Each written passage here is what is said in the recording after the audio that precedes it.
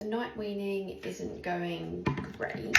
A lot of the advice was to go cold turkey, which I haven't done, so maybe that's why it's not going so great. I didn't feel like that would be fair on her to just go cold turkey with me just yet. What I've been trying to do is just not feed her every time she wakes up, and instead just try and cuddle and rock her while still like laying in the bed with her back to sleep. And to be fair, she has surprised me.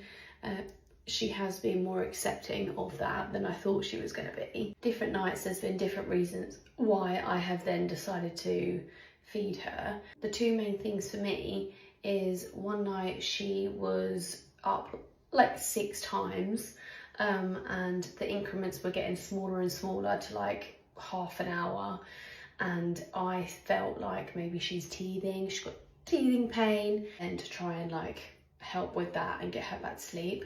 And then the other reason is where if she's like half asleep and she literally has like her eyes shut, I can say milk all gone to give her a cuddle and she goes back to sleep.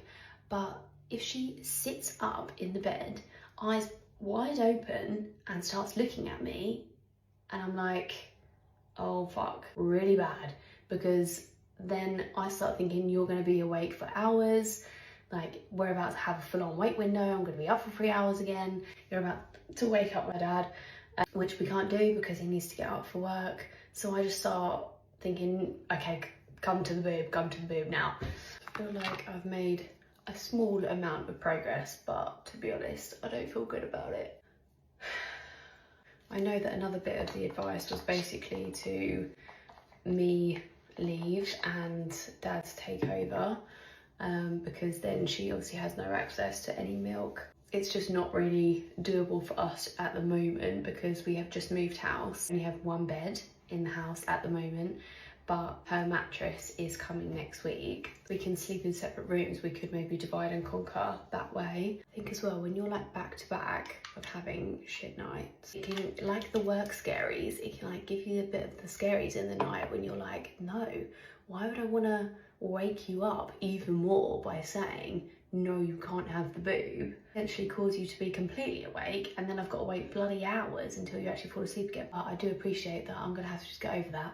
That's why I guess it's positive that we've got bank holiday weekend coming up, because then at least extra help the next day, and also partner can help because he will be off work and I don't have to worry about that too much. Yeah, sorry it's not the most helpful updates.